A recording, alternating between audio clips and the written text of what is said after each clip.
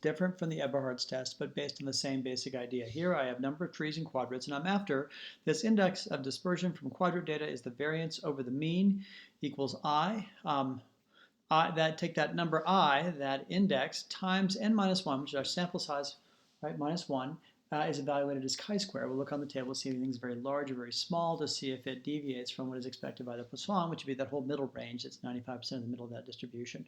So let's take a look and see. So trees and quadrats, this is going to be pretty easy. Let's take the variance here. So the variance is going to equal VAR of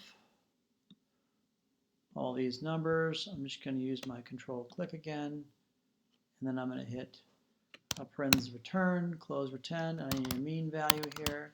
The mean is, of course, the average. And when I do the average, I go from here down to here. Oops, there we go. Put the in the parentheses there, and that is something. Average equals that. Good. There's the mean average. Now, if I go back and look at this equation, what this equation looks like is the variance over the mean. That's it. It's very simple. And now we're going to multiply it and then check it out on the table. Okay, so we're going to put variance over mean here, which is equal to the variance divided by the mean, which is this value there. Okay, 2.715, and then we know that our n is equal to 39 from before, so n minus 1 is equal to 38. So we're going to say that I times n minus 1 is going to equals this times that. I get a pretty darn big number here, which is 103. That's an enormous number. Wow, that's a huge number. Okay, so we're going to take that. We're going to go back to that chi-square table and try to evaluate it on there. Let's see what this thing says. It says we should look it up with the chi-square. We're going to have 39, 38 degrees of freedom because we have n minus 1 degrees of freedom. All right, let's see if our previous chi-square table tells us anything about it. We have one down in here somewhere. Let's see, it's right above us here. Well, 100 is a really big number. So that means that, I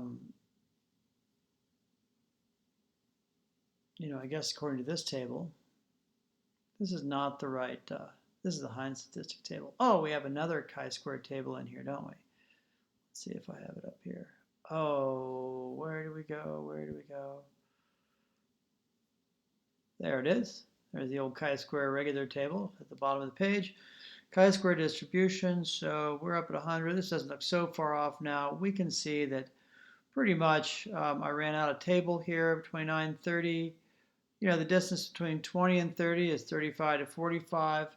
That means that it doesn't look like we're going to make it all the way to the end. So I'm going to say that I have to guess a little bit. If you have a full table, you could look it up online. That with a number like 100, when we get to 39, this number is going to be smaller than 103, which is our test statistic. That means that the 103 number is larger than expected. So if it's larger than expected, this is actually much larger than a number that's probably about 55, which is about the critical value.